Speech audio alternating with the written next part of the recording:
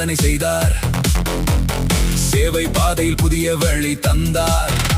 நம்பிக்கை விதையை நெஞ்சத்தில் விதைத்தார். நாளைய தமிழகம் கனவாக வரைந்தார்.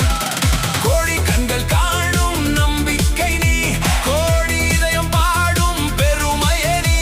உன் பயணம் தொடரட்டும் வெற்றியுடன், உலகம் முழுதும் ஒலிக்கட்டும் புகழுடன். இன்று பிறந்த நாள், இனிய திருநாள்,